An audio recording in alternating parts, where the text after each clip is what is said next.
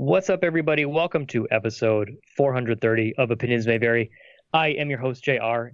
Joining me, as always, is my wonderful co-host, Alex. Hey. How are you doing? I'm good. Thanks for calling me wonderful. I've trying to come up with the new adjectives. I'm trying to mix it up, keep it fun, and interesting. I hope you're doing well. We have a fun show lined up for you today. It's like I'm talking to you, Alex. We have a fun show lined up for just you. Joining us this week is a returning guest, but also someone we're big fans of here on the show. It is comic writer and artist extraordinaire, Mr. Jim Calafiore. Hello. Jim, thank you so much for coming on. I've been meaning, it's been a couple years. We last talked to you in March of 2019. And right when we went to finish, I think it was during the recording, I ruined everything. I blew it, and I had broken the news. I believe this is the same episode. I had broken the news the Giants decided not to re-sign Landon Collins. Oh yeah. Yeah, I remember all that. You depressed the hell out of me. Right? Yeah, it was a great way to end. It was just that we built up all this rapport and we had a great time, and then I ruined it. But little did we know what heartache was in store for us as Giants fans within the next couple weeks and then the ensuing years. Oh yeah, we could go on with my opinions of the Giants and their draft choices for a while. But anyways, this is my redemption. Now that I've risked ruining it right from the get-go, bringing up all these horrible memories. That's it. I'm leaving. We're done. I can't take this anymore. But this time we're here to have a good time. We're here to talk about what you've been up to in the meantime. It has been a little while. Specifically, what you're currently doing right now, which is there's a Kickstarter happening literally as we speak. Hopefully people are listening to this within a couple weeks of it coming out. But right now you have a Kickstarter going on for Ned, Lord of the Pit, Part 2, a book that you had originally kickstarted a couple years or last year. Last year? I'm not sure the date of the campaign. I know I finished it and shipped it in February of this year. Mm-hmm. Right. So it was probably in, what year are we in? 2021? I don't know. I probably was it might have been towards the end of 2019, the very end of 2019. If not, it was then 2020. Right. So, and we all know what happened. when you were on it, that was episode 365. And we only touched on Ned because you were posting some of your demon sketches to the Instagram that you said you were doing on the train, and you had the basic idea down, but it wasn't like within launching window. So it was, it was part. Right. It was a pay attention. This is what I have, planned for the future, but you didn't have a date just yet. But yeah, we did touch on it. And those train sketches ended up in the back of the book, Volume 1. Huh. Okay. All right. So now, Volume 2, like I previously mentioned, right now it is live on Kickstarter. Hopefully you're listening to this relatively soon. You got 20. If you're listening to it from the day this is getting released, you got just under 20 days left to go and back it. But I figure, let's talk about it a little bit so people actually know what we're referencing. Jim, what's Ned, Lord of the Pit? Well, Ned, Lord of the Pit is a supernatural horror comedy because, and this is the tagline I use all the time, is, as you can tell, someone named Ned should never be a Lord of the Pit. The second volume finishes the first major arc that was started in Volume 1. Volume 1 was 160 pages. Volume 2 was also 160 pages. Ned, at the beginning of Volume 1, is just a regular guy in New York City who's got more than enough problems already with a girlfriend who wants to have kids, or get married, a job that's not working out so well. He's a struggling actor, and just his general, he's got some issues with the world, let's say. And he finds out, following the death of his older brother, that his family is connected to the darker forces, and that his father is a lord of a pit in hell, one of the 7 lords of hell that each rule a pit under the auspices of Lucifer. And with the death of his brother, he now becomes next in line. Along with that comes certain minimal powers, and also the fact that he can now see demons wandering around the streets of New York, and they talk to him, and nobody else can see him. At first, he thinks he's got a brain tumor, basically. And the first volume, he's very much carried along. Everything's happening really fast. And by the end of the first volume, leading to the second volume, he's starting to take control, and he's determined to find a way out of this inheritance before it gets him killed. Unfortunately for him, there are some other powers who also want to get him out of his inheritance by killing him. And but it's a lot of fun. There's a horde of angels on his tail, zombie roommates, couch potato demons, detectives who are getting pretty suspicious as to what's going on. So, wait, the angels for a second. Mm-hmm. There was twice while I was reading this where I had to stop and Google, because I was like, one thing was unfamiliar to me, and then when we got to the angels, and I forget. Oh, it was his dad talking to him, and he's like, "Yeah, the cherubim." I think I'm pronouncing that right. And he's saying, right. Yeah, the plural of cherub. the chubby babies, and he's like, "No, that's the other things." Like someone in the Renaissance got it wrong, and it's just stuck. And I'm like, "What?" Yeah. No, the cherubs is the little baby fairy things, and I had to look it up, and like, no, it's yeah. They're actually called putti. Yeah. And that's when his father gives him a little history lesson and then says, "Fucking Renaissance."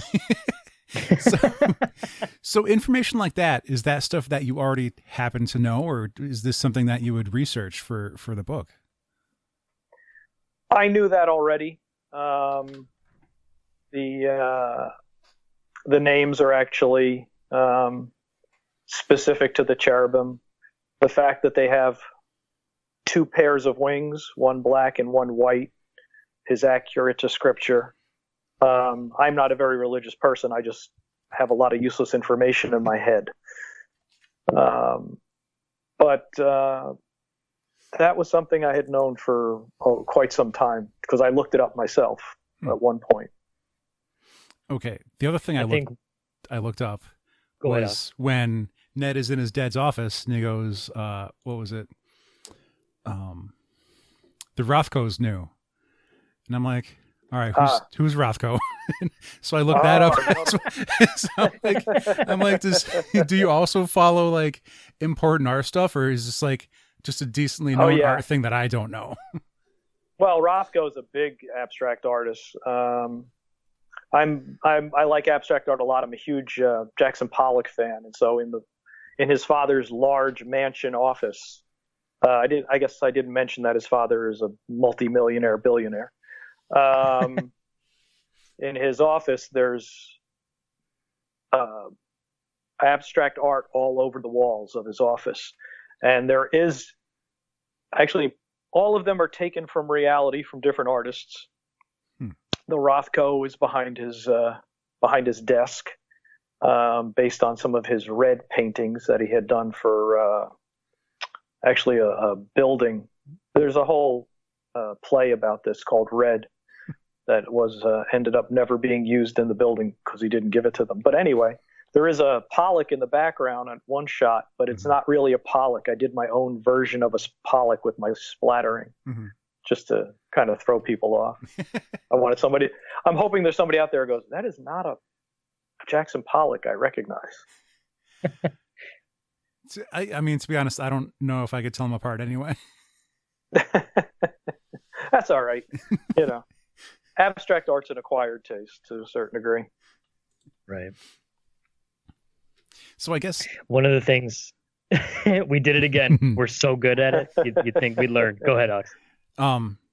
So on top of those 2 items, and then in the back of the book, you had some breakdowns of what some of the processes were between the Photoshop layering, and there was explanation on the light cascading from the window and how you color some of the figures. Yes. And at that point, I was like, I'm going to have to read this more than once, because I feel like just the kind of things you're explaining of how Ned's like areas go from just a light background and scene, and it gradually gets darker as he gets sucked further into the pit. And I'm like, is there a lot of subtext that I'm missing, and I should give this a second read with like a more discerning eye? Is this all things that you had planned while writing, since you get to draw for yourself, or were these things that you came up with as you were in the other creative process?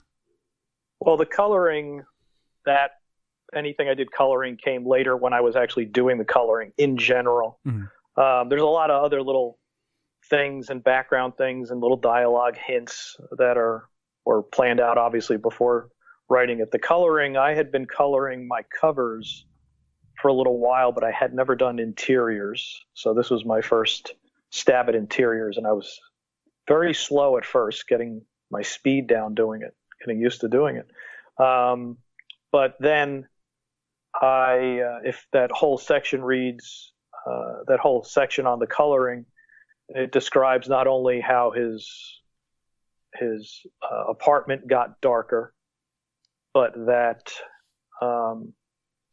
different scenes have a different tint to them, mm-hmm. so that each scene feels like a different location. I often I don't like when coloring in a book is uniform no matter where they are and no matter what time of day it is. You have a lot of books where at night everybody's pretty much colored like it's day. So I try to work through a lot of that with the coloring. That is one thing that I was actually going to specifically bring up. So I'm glad Alex touched on it and noticed it too, because I saw in the kind of the behind the scenes stuff at the end that you mentioned that it was your first time doing interiors. So you did pretty much, aside from I believe letters, you did every single thing about this book, like words. Yep, it's me. And that's 160 pages of pretty much everything. Were there any like unforeseen, like, because you've been in the business a while, you've been on multiple books, and we discussed this last time you were on, with leaving Megalopolis and Red Lanterns, and is this something that you've been doing this so long it was just punching in for work, or were there any unforeseen kind of challenges in doing so many pages completely on your own, including the color work? I'm not a modest person, so it kind of works that way when you're working. I just don't have I don't know. The word no fear isn't the right way to put it, but I start from point A and go to point Z. It's sort of I guess it's kind of like my work ethic when I'm doing a book, for Marvel or DC. A lot of artists would pop around different pages and do like a pinup first and a cool page next. And then by the time they got to the end of the story, or the end of the deadline, they were doing all the boring pages. I always did page 1 to page 20, just straight through. So it's sort of just how I work. I just start at the beginning and just get going. When I do the crazy 2-page spreads that I'm known for, with a lot of detail on our characters, and the spread of hell in volume 1, mm-hmm. I never really think about it at all. I just start at one corner and work my way across the page. The only thing I did was, it was funny, when I wrote full script. I wrote as if somebody else was going to be reading and drawing off the script. Mm-hmm. Mm-hmm. And anyone who got that had a pledge level in the first one, and there's also a pledge level for volume 2 where somebody can get a limited edition signed and numbered copy of the script. And I also do a little doodle of a head on there, a little demon head while I'm signing it. The funny thing was I'd get to some things where I'm like, why did I give myself this to draw? So I wasn't anticipating and saying, oh shit, this is going to be too much to draw. Let me have everything happening in the sky, so there's no buildings to draw or something like that. So a couple times I'm like, I even was angry at myself for the amount of shit I gave myself to draw. Damn boss. But if I could sidetrack real quick, just while we're delving into the volume 1, on the current Kickstarter for volume 2, there is a pledge level that backers can get both 1 and 2. And there's also a separate pledge level where you can get just 1 if you want just volume 1. So I just wanted to make sure people are listening to all this and going, well, I'm never going to catch up getting volume 2. I've made sure that there's pledge levels to get volume 1 also at the Kickstarter. Right. Yep. Do you have a plan for how many total volumes you would like to make for Ned? I have no plan, but it continues. Okay. The story definitely continues at least in my head. If I don't make my goal, maybe nothing will happen after this one, or this one won't even happen. Maybe not. I want to change tone a little bit with the major arcs. At some point, it becomes a buddy movie with Satan. As it does. As it would happen. Is it tough to... Go ahead. I was going to say, is it tough to write? Because like horror comedy can be so fun because it's like, and showing your friends like a horror comedy, like a movie, like right. Idle Hands comes to mind. Like first time I saw it, like just like a clip on cable, I was like, this movie's scary. But it also has Seth Green, and it's wait, now I'm laughing. Is this actually funny? Like Army of Darkness, like another one that's like right. It has moments that are trying to clearly scare you, but also it's just ridiculous and absurd and very funny. Is it tough to write that genre? Is that something that you've always liked? What was the kind of the mood going into writing Ned? Well, I have a warped, dark sense of humor to begin with. Any of my friends will tell you that I'm not shy for going for the gross out or anything like that. No, the aim of it, I didn't want it to be camp. I knew that. I think it's fairly based in real emotions and real people, and I think we do get some good. I try to get some real good character moments there, where we're delving into what the character is about. Definitely by the end of Volume 1 and Volume 2, there's a lot of questions and issues they have to deal with that if it was just a camp book, we wouldn't be able to get into. So I think I've balanced well the gravity of it with the humor of it. And that's the balance I was going for. Again, it was just, I came up with the concept and it was just start at page 1, write it down. The nice thing about Kickstarter and self-publishing is I don't have to squeeze it into 20 pages. Right. I don't have an editor telling me, oh, can you make that 5 pages instead of 7? Even though it kills the joke. Mm-hmm. We'd like you to cut that down. And for me with comedy is really about timing. And a lot of times, especially in a comic book, it's that beat moment where the character pauses to let the joke land, the reaction shot. And a lot of times you don't have that space in a 20-page floppy. Mm-hmm. And I know I've mentioned it in, I think, the supplements of Volume 1. I was adding pages constantly as I was going along. And that was the great flexibility of that. The other thing with the writing is the one thing, especially for comedy, I'm obsessed about cadence. and the rhythm of speech. So I'm constantly tweaking it. If you've ever seen, anything by Aaron Sorkin, he writes. The only issue with him is that everybody sounds like him. Mm-hmm. And they all have the perfect, correct answer. Right. Everybody has the same cadence and the same genius and the same wit, but it's just fantastic to listen to, and I can just imagine actors loving that. So that was probably that's a big thing, really, struggling with that and then going over and like drop that word, add that word, flip that phrase. That's one of the things that took up a lot of mental time.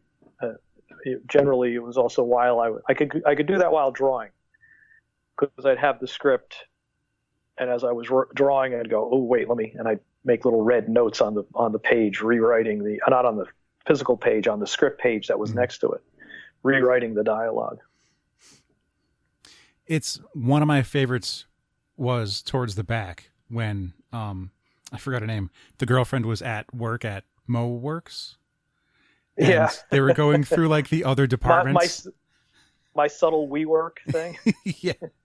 And just like you were saying, like would an editor have let you have two characters looking at a logo on a door for 4 panels? It's right. Like, that's the joke though. Yeah. Well, the reason I did the backup, that's basically just a 6-page backup after the main story, was I realized I had short-sheeted the girlfriend a little bit in the main story. She wasn't as explored as she could be. Mm-hmm. And that whole sequence was originally going to be in the main story. Mm-hmm. Maybe broken up a little bit as shifting between scenes, but it killed the flow. Mm-hmm. It was too cumbersome within the main story. So I said, but I definitely wanted to get it in because I wanted to get her to have more screen time. So, which is why I did that. And Give the Dog a Drone comes back. That and Todd Learn are such, like, I'm kind of angry. I've never thought of it myself. Honestly, it's, I've thanked a bunch of people in the beginning of the book, and that was a friend's, Sean, Tim, and Bill. Mm-hmm. I'm a big fan of breweries. We'd go to a lot of breweries, microbreweries. And I said one night, okay, I need companies. And we all sat there and spitballed it, and they all helped out. So it was a joint effort coming up with funny companies. So this, I'm going to guess, with all the knowledge that you've already had and like the things where I said, I don't know what this is, I had to look it up. With the last company that you had there, I'm remembering Kurt Vonnegut's signature. Yes. Well, not his signature, his drawing in Breakfast of Champions. Well, he would make art too. So I went to a place that had like a lot of his prints for show. Okay. And like that was on every print. He draws Sphincter? Yeah, he would. Yeah. Well, I think it's Breakfast of Champions that has the illustrations. I'm pretty sure. I've read so many Vonnegut books. Mm-hmm. And at one point he goes, and it was an asshole, and this is what an asshole looks like, and he drew that little sphincter star. So it was a little nod to that. Fun fact: I used to work with a guy who had that tattooed on his arm. Oh, I think he had it tattooed in the wrong place. For anyone who isn't following, Kurt Vonnegut used to regularly draw, and from what I understand, like Alex had mentioned it, and the person who had it tattooed, the way the story was told to me is that he would sign his name as a butthole, as a sphincter. So and I do think it is on the cover of I can't remember which one it is, but I remember I used to work at a bookstore, so I've seen it dozens of times. I can't remember the title. I think you might be right though. But yeah. Anyways, we're talking about buttholes. Is that so? Is that where we're at? I'm also a fan of the zombie roommate. I like him better as a zombie than when he wasn't. Oh yeah. And I don't know how that's possible because he's still kind of a jerk, but a bit more complainy. But that's the position he's in. And in our, in your last episode, you said there's going to be a couch potato demon, and I like him too, because ultimately he kind of helps out. He's not useless. And because I mean, at least in volume 1, there was a point where he says a few lines, and I'm like, that was genuinely helpful to Ned. Well, the underlying theme of the book has nothing to do with horror or comedy. The underlying theme of the book is about family. Ned is estranged from his family, and it's the question of what it makes a family. And he's basically accumulating a family around him. That's the idea of it. And it's asking the question about what's family. That's deep. Well, it's touched on immediately in the first scene with he and his girlfriend. Immediately she's talking about marriage and his reaction to that and his family. So it's setting the tone of how that's the underlying theme to the story. It can be easy to find out that was your that father... too deep? I haven't been able to work out of it. On the other end. I think, finding out that one's father is, the Lord of a pit of hell.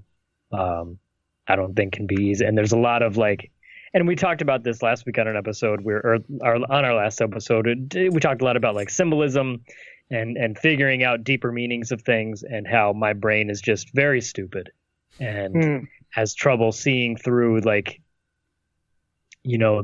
seeing the forest through the trees, I guess. My 7th grade math teacher used to always say.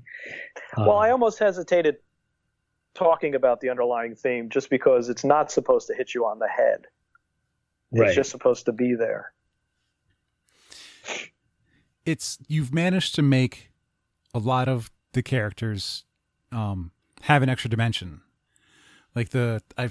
He was named. I can't pronounce it though.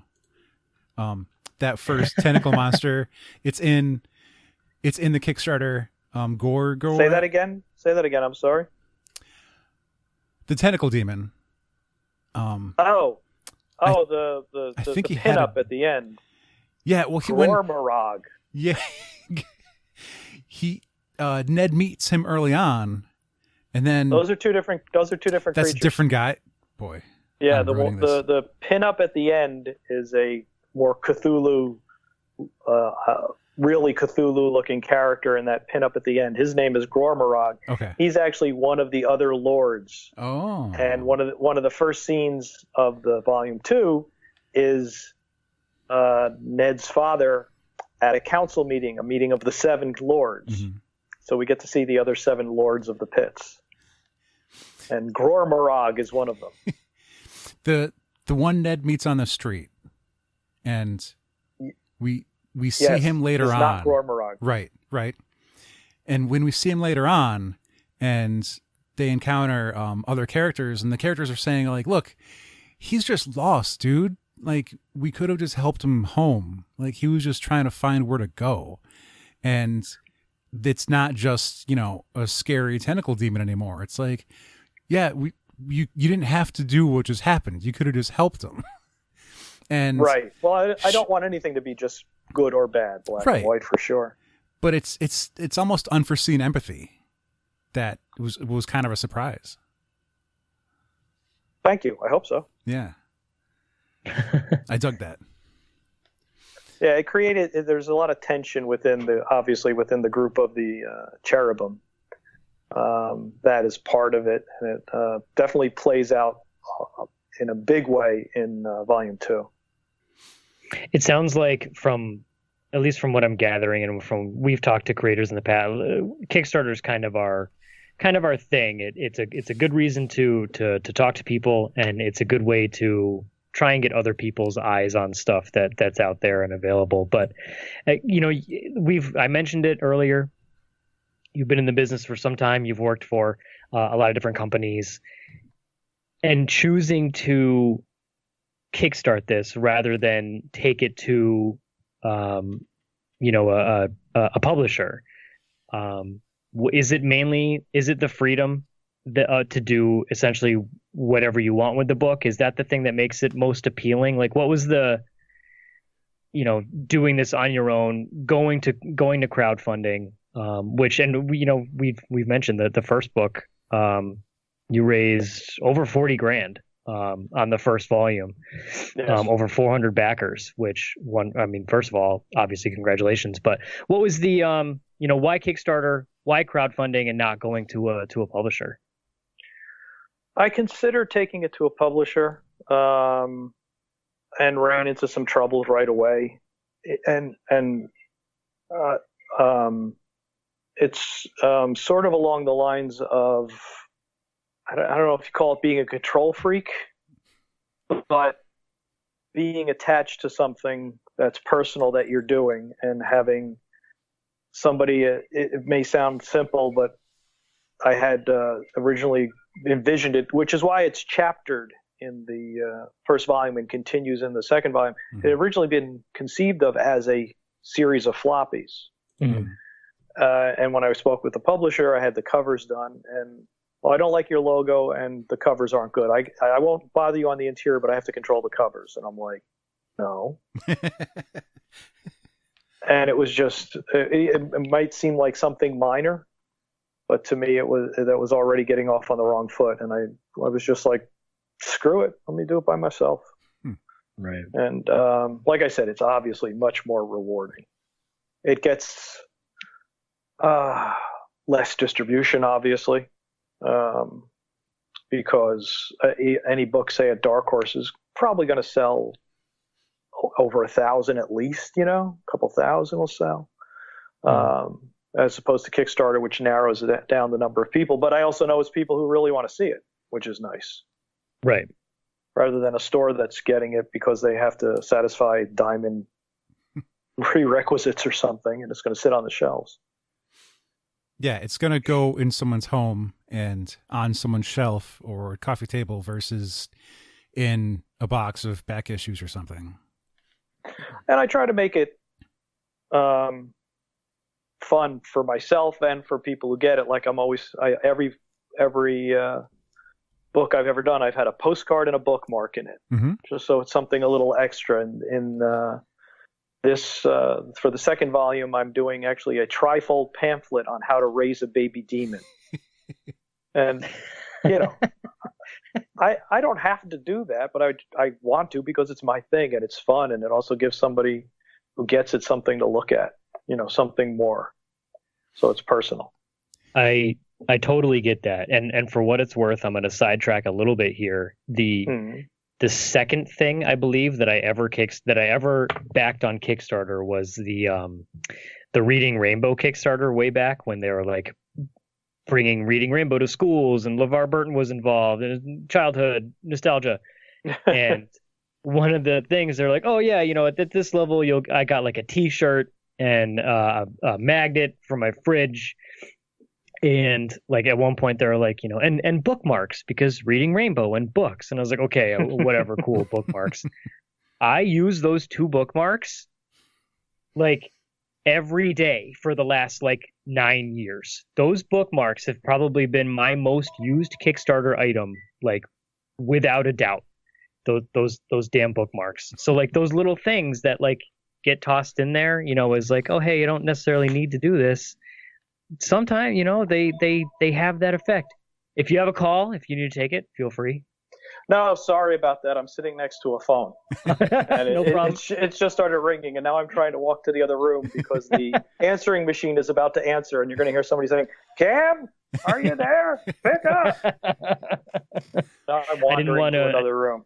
I didn't want to make you miss anything important while I ran. I was worrying that was coming through. I'm like shoving it under the pillows and the couch. Like, damn. It wasn't that bad. We've had sirens that were worse, so. Yeah, we've had sirens and peacocks from Daniel Govar. He was outside and there were peacocks in his yard. Oh, that's cool. Yeah. But yeah.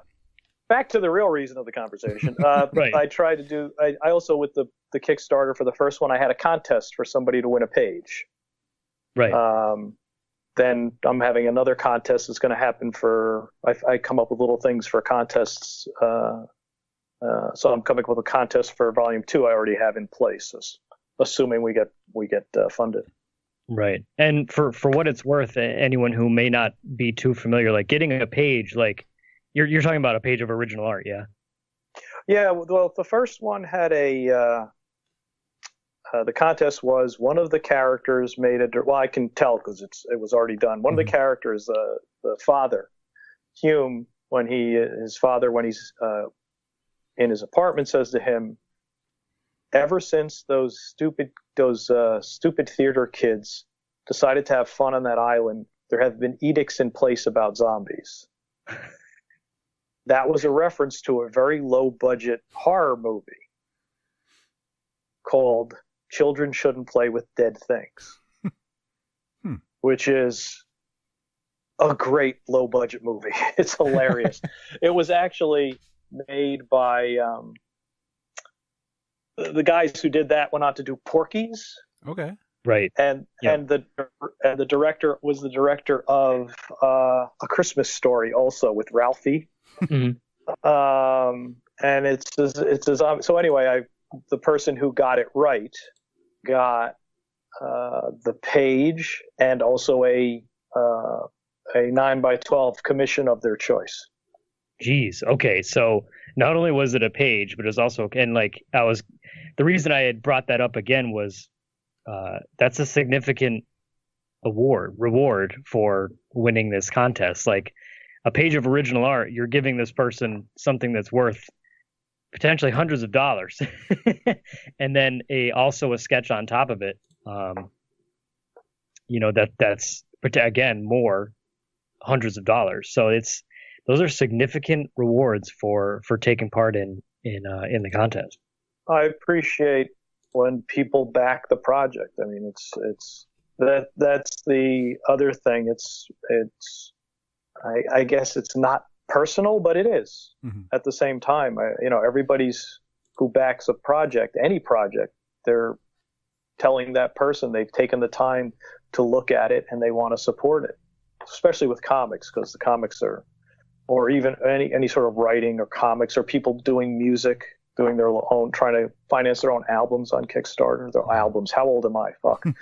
their own music. It's a wonderful thing when people back. They don't have to.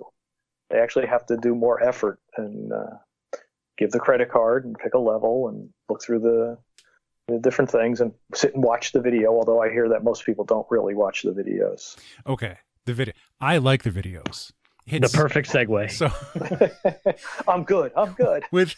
With both of them so far, like we've been to the same conventions you've been to. We've met you. We've chatted, and you've got your wall of prints, and you're a professional in the industry. And so sometimes it can be kind of intimidating to walk up and talk to someone that you don't know.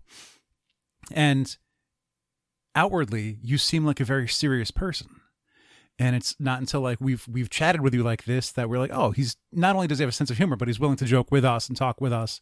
And that's what kind of eases it up a bit. But then in your video, you're like bashing a demon that you've caught in a bag and there's a moving crate behind you and shit. And it's like, you're having a lot more fun than I would have guessed. And I'm like, I'm, this is stuff I've done with my friends.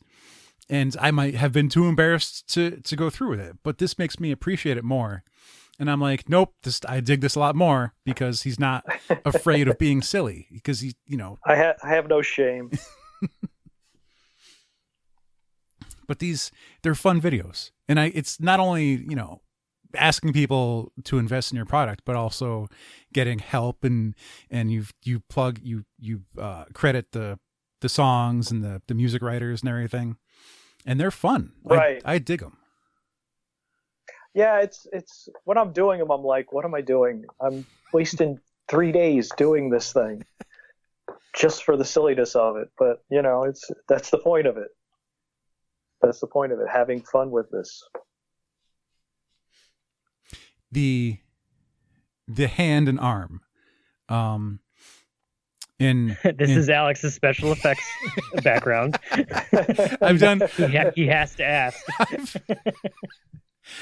I've worked in a makeup room of a local theme park for their haunted attraction for 18 years now, and I'm not sure if I've seen that particular hands and arm effect or costume piece before. So it's like, was that something that was store bought, or was that like, did they make one themselves? Like, where'd that come from? Oh no, I made it myself, sculpted it, made a mold, no, of course not. I bought it. God damn it. I was looking for a demon hand. I came up with the concept for the video, and I needed a hand. And I can't remember the name of the site, and I found this site that does a lot of licensed stuff from movies and studios of hands, whole bodies, masks, and they had this glove on. It's actually a licensed Predator glove from the movie Predator, or a version of a Predator glove. It's not really the Predator that I've ever seen, but that was a hanging tag on it when I got it. Okay. But still, I had to. It's giant. It's when you put it on, you need like 3 arms inside it to fill it out. So I had to have my friend get his hand in there. I had to stuff down a whole bunch of fabric to beef it out. Then I know it only went up to part of his forearm, so I had to make all this tattered looking cloth to hang on it and stained, and then we put it on and clipped it to his clothes, so it covered his whole arm and shoulder. So there was some effort put into it. I appreciate it. I wanted to see more. I don't remember the site for you. Sorry. I think if you put in Predator hands or Predator costume hands, it might take you to the site. Okay. They had a ton of stuff. They had hands, feet, heads, whole body suits. While we're here, I want to continue talking about the actual campaign itself. We had mentioned earlier, it's currently live on Kickstarter. As of this recording, there's 21 days to go, but when this is posted, it'll probably be about 18-ish, if I'm doing my math right. But currently sitting at just shy of $16,000 raised, literally just shy. It's $4 shy. But the address is nedlordofthepit.net. That'll link right to the site. And I just wanted to let people know there's a lot of different levels. They can get sketches, they can get full commissions, they can get head sketches in the book as remarks. And there's also the opportunity to get drawn into the book. I think there's only 2 of 4 of those left, but you can actually get drawn into the book as a background character. I did want to touch on that, on the actual rewards, because one thing we typically always talk about with people who have Kickstarters going, whether they decide to keep it very simple and it's just, here's the thing, if you back this, you get the book, congratulations. And then there's also you have the benefit of you have art that you can do, that you can not only do in the books in the form of sketches, remarks, things like that, but you also have the original art, which can be offered up in certain tiers. There's a lot of different tiers for people to consider and to back. Is it tough? Is that part of the actual Kickstarter difficult to put together, or is it just like as you're doing a page, it's like, no, this one's going to be up on because I believe you have it so that certain tiers have certain pages from the book. Do I have that right? Yeah. From volume 1. Right. Yes. I just knew it would be a good way to help raise funds. So I picked some of the better pages, but I also picked a couple of the, like the first meeting of the cherubim, when you meet them the first time. I put those 2 pages up because those are a little more affordable than the other ones, which there's the splash page, there's the 2-page spread of hell. The cover for volume 1 was sold with the volume 1 campaign. the cover for volume 2 has already been pledged for on the second volume. But there's that large tentacle demon splash you were talking about that's there. That I tried to pick some really nice pages, but also throw in a couple that seemed somewhat more affordable. Right. And there's also a tier that retailers can back. Yes. I wish more retailers would take advantage of it. I've found some, this goes all the way back to Megalopolis. There is resistance to Kickstarted books, which I don't think is warranted. But I've put a retailer level in every Kickstarter that I've done. They get it discounted, and I also put you have to be a genuine retailer. And it's either 5, in this case it's 5 books, 5 or 10 books for a set amount. And I've spoken to retailers, and I say to them, you have your regulars, you have your reservists in general. All shops have that. Mm-hmm. And I say, just check with them. Don't order it. Check with them first. You know, they should know who bought Secret Six with Gail and I, or who bought Aquaman, or who bought Deadpool when I was doing it. And there's one retailer who really taken that to heart, and he's a great guy, and he actually pledged for the first volume, I think 30 books. And he did the 5 first, and then as he talked to his, and you can increase your amounts in Kickstarter, you can go back and increase your amounts. And I just said multiples of the pledge, and he went back and kept upping as he talked to more of his customers. And I've also let them know that if they're within a good reasonable driving distance of New Jersey, Central Jersey, where I am, that I would come and do a store appearance with the books. There was one store in New Paltz, New York, that had purchased the first volume, and I'll be going up and doing a store appearance. Obviously, COVID kind of screwed that up pretty well. But at the end of the month, I'm going down to this other retailer who got the 30 books in Virginia. It's called Four Color Fantasies. It's a little far to drive, but considering how generous and open to it he's been, I'm going to drive down to Virginia to do an appearance. That'll be on the 26th of June, I think. That's a Saturday. It's just something, it seems like it benefits all parties, because the retailer, on one hand, they get to interact with their customers, potentially get something new into their customers' hands. Fans of your work who may not have been aware of the book may have an opportunity to get it in their hands now, who maybe didn't have a chance to back the Kickstarter or something like that. It benefits the retailer because they're making sales, and then it benefits you because it backs the Kickstarter. It just right. It feels like it helps everyone. I can understand some of their hesitation, because there are a lot of horror stories of people never delivering books. Oh yeah, yep. My track record is, even if I experience delays, I have delivered on every Kickstarter I've done. I actually say this in the campaign when I talk about the release date.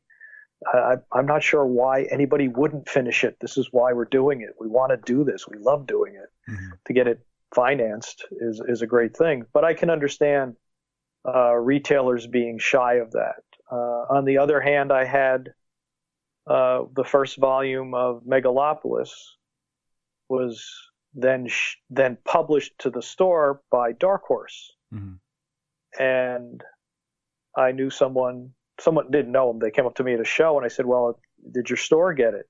And he said, no, my shop owner said if they got it on Kickstarter, everybody who wanted it got it already.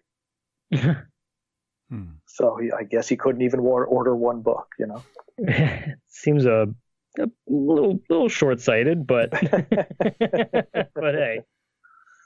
But I love retailers, Yeah. God, when I was a kid, there were no comic shops.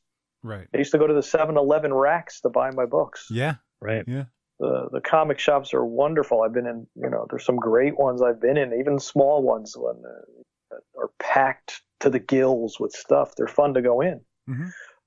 So that's why I put the retailer level there. I thought about doing some mailings, but that kind of is, to postcards to all the shops, but that's kind of cost prohibitive. Right. It's hard to get in touch that way. It's to listen to retailers who would say like, well, I don't trust, Kickstarter. I don't want to give my money to that. And then but then they really, really trust Diamond instead, which are you sure you're making the right choice? Because see, I wasn't going to go there. You went there. Fine. I thought about going there. I said, nah, I'll let that lie. And then you go right in, stomp right through the door. Yeah. And now Diamond with all the issues. I don't know what's going on. Yeah. So estimating plans for the future, between doing more shows and, hopefully with everything being safer after COVID and the Kickstarter, do you have other things scheduled besides Ned? Are you going to just be focusing on Ned and doing shows, or is there other stuff in the plans? Well, if Ned gets funded, it is the first volume is 160 pages, but it's 120 some pages of physical story, and then there's all the supplements. This is going to be over 150 pages. This is basically 8 floppies worth of work, individual issues of comics. So I might work in a little thing here or there if it pops in, just to get some extra cash in. And I'm always doing commissions. I'm always open for commissions. There's so much fun to do. I have more fun doing those now than I ever did, just because it's almost like drawing for myself when I get a fun idea to do. But my focus is going to be on Ned, getting it done and getting it out to the backers.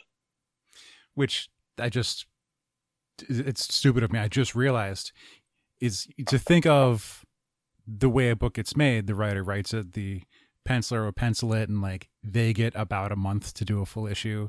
The inker does it, and then the colorist does it. But you're basically doing every page 3 times because it's just you. Right. Yes. So that's a lot more time to put into it. Yeah. Well, after all the coloring I did on volume 1, I'm confident that my time has gotten much better. The first bits of it's a bit of the control freak in me. I tried out some colorists and it just wasn't getting what I wanted. So I just said, screw it, I'll do it myself. So now it's a matter of keeping up that speed. I'm doing a little more than I probably should or need to on the pages. If you really look closely at them, there's a lot of texturing on things. There's textures on the walls. I actually put in little textures on the walls to give it some life and some variation. A lot of the coloring, like the large tentacle monster on the splash, actually, after coloring them, I then take a texture, and it's actually wrinkled elephant skin texture. I selected out only the wrinkles. And those are then laid in and colored on top of it to give them even more texture. So I tend to spend a lot more time on a page than somebody would if they had to get it out by the end of the month. The girlfriend's shirt was very impressive. I don't know how to describe it. It was textured but also shimmery. And oh, you mean from her first scene? Yeah. The white shirt. Yeah. That was just a lace texture. That some similar thing I was talking about, a lace texture that I put in, that after coloring I knew in the area it was going to go, and I laid it in and did a little airbrushing on it to give it some nice feel. I'm glad it read well. Yeah, I dug it, because we sit there looking at these things for months and months and months, and I have no idea what it looks like anymore when I'm doing it. I just have to trust myself and keep going. It's sort of like saying a word a million times. It starts to lose meaning. You have to have just faith in the process. So you recently did your first convention in over a year, Garden State Comic Fest. Yes. How How was that going back into a convention scene? I know some artists are like hungry to get back to it, and you know, you've got your prints to sell and everything, but was there any like uneasy to be there, or was it just like excited to be back to it? Well, I'm vaccinated, and I was super careful for this year and a half. Even, you know, my wife and I went nowhere except food shopping, masked. It took forever for us to finally order food out. I mean, it was months before we ordered food out after the first lockdown, to even trust the pizza place. Or, you know, not that there's no reason not to trust them. We just didn't know, you know, it was just better safe than sorry. But now that we're at this point of the virus seems to be somewhat under control in terms of the numbers going down and how many people are vaccinated, and I'm vaccinated, and I'm trusting the science, and I didn't lock down crazy to just keep locking down the rest of my life. So it's time to get out there and not be stupid about it. Right. To be as safe as possible. But the whole point of all the precautions and the lockdown was that then we could come out of it. And I have said that doing the first show, basically that my life has now changed doing the show, because it's a different interaction, different aspect with the world now again. In terms of it being, it didn't feel that odd. I was tired as hell. I did not have my con legs on me. Monday I was really beat, and I was out of practice. I forgot so much shit. I got there and I set up and I'm like, oh, I forgot this. Oh, I forgot this. Fortunately, it was within a drive of the house, so the next day I could bring it in. But I'm usually much more organized and prepared than I was. The wearing the mask for extended periods of times is a pain in the ass. It's driving me crazy. I have a fairly large nose, so you can imagine what that was like under the mask. But I had started doing things once I was vaccinated, and my friends were vaccinated, and things were relaxing a little bit. I've been golfing. I've been to breweries. We've eaten outside. And the breweries we've gone to have been either empty or eating outside or doing whatever we're doing outside. Right. But things are going to progress, and I think the only show I have right now lined up is Terrificon. I'm waiting to hear on C2E2 and New York. I'm doing a couple store appearances. I'm also waiting to figure out what to do about San Diego in November once they finally settle on that. And I'm sure each successive show there's going to be less people masked. So it's just a matter of being careful. I mean, I'm still doing stupid paranoid things. Any money I was handed, I put in an envelope and disinfected my hands. Right. Oh yeah. Yep. Yeah. And the envelope is now sitting in my office doing nothing for like a month. Yeah. Quarantining. The money is quarantined. I haven't touched more than like $80 in cash for over a year now. Wow. Yeah. Well, I hadn't used cash for anything. Right. I've been using the credit card for anything. The only thing that I would use for cash was, the pizza place.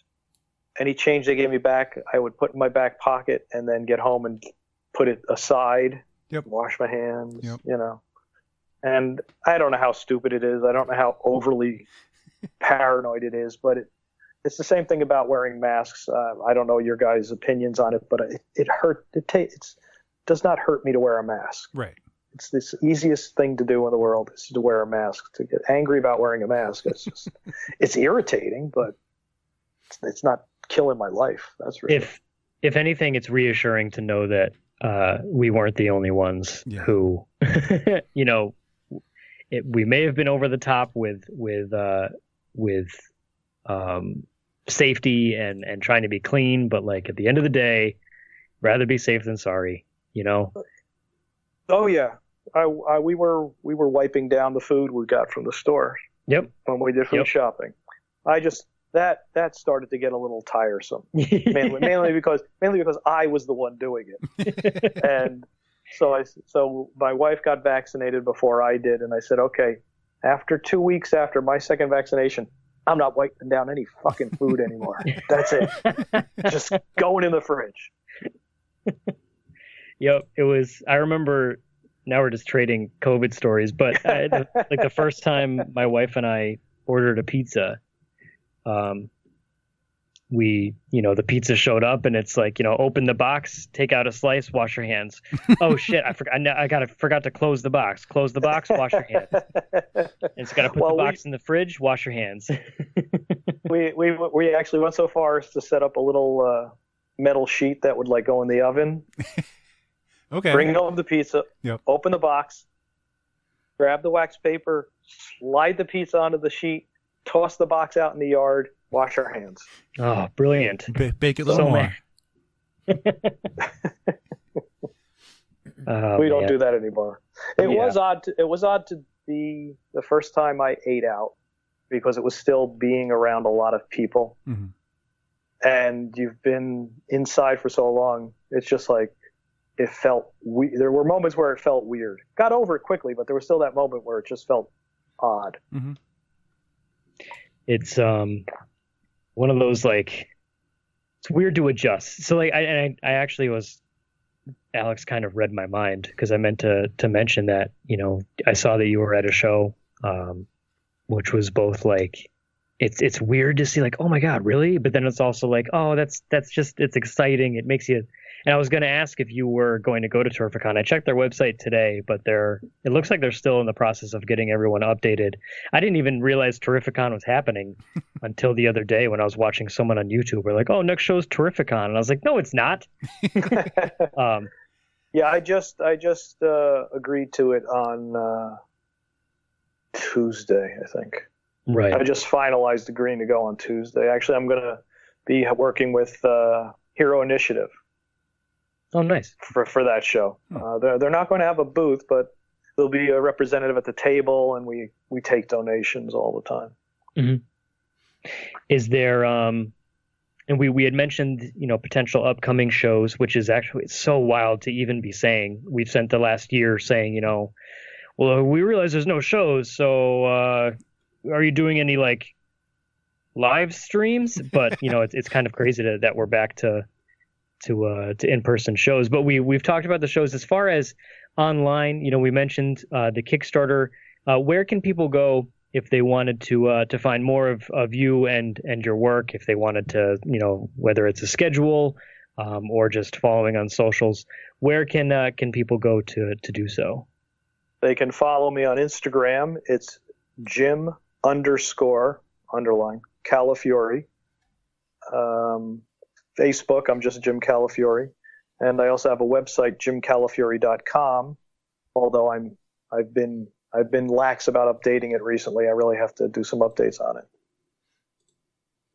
Excellent, easy enough. I like when the socials are nice and easy. We mentioned the site. It's, hopefully I don't botch this, Ned, lordofthepit.net. Did I get that right? Yes. That will take you to the Kickstarter. Unless you don't remember that, you just go to the Kickstarter, start typing in Ned Lord of the Pit, and in the search it'll come up. You have, hopefully, when you're listening to this, if I haven't said that enough already, at least a couple weeks left to go and check it out if it's something that you're interested in backing. There's still time. Otherwise, bother your retailer. Go to your LCS, your local comic shop. They can always get it on it too. Otherwise, go check it out. Go toss your money at something cool.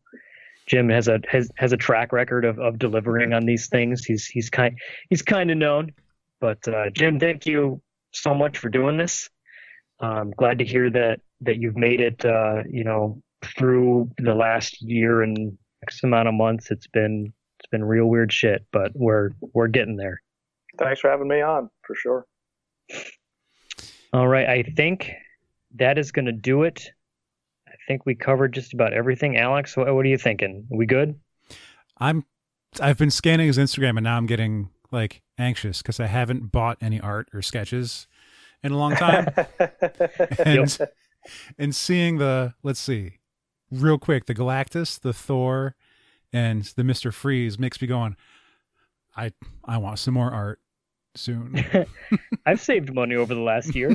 There's a pledge level for that. There is. That's the thing about Kickstarter. You know, people go, "You're doing all these sketches." I'm like, "Yeah, but it's for me. It's my thing. I'll do anything for it." That's the fun part. Right. It's kind of your job, you know.